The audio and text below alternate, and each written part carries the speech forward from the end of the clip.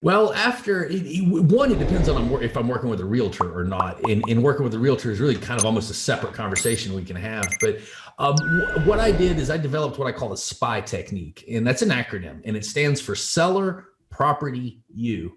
And that is the order in which you want to sort of analyze the deal. So most people make the mistake of thinking, what do they want?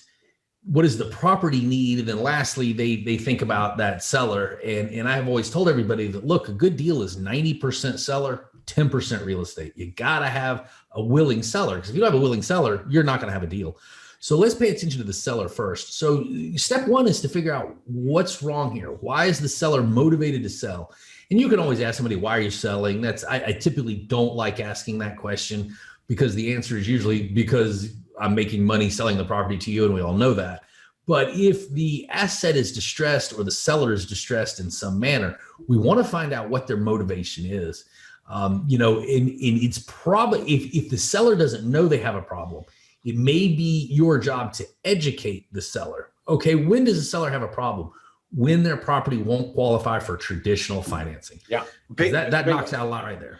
And right there, you are never going to know that at the initial stage. Like when you're, making the initial offer, and then like maybe you go through due diligence and you say, I got to kill the deal. Good. Now you could find this out in the math.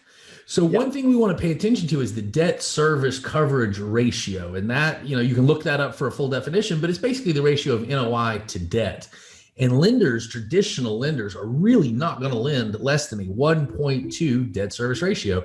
So if you're selling me a property, Charles, and I sit down and look at your numbers and your asking price and your NOI puts that property at a 1.1 debt service ratio, I can tell you right there, I can't borrow money. We're done. Okay, well, let me just talk for a moment here about debt coverage ratio, because I have my own strategy about DCR. Okay, so here it is that the DCR is a dynamic number. It changes based upon the quality of the asset. So the bank may say 1.2 and we'll give you the loan. It doesn't mean you should take it, because the thing is, if you have an A-class property, my rule of thumb is 1.3. Because the debt coverage ratio is your sleep number. So you got in Class B property, I say 1.4, and Class C property 1.6.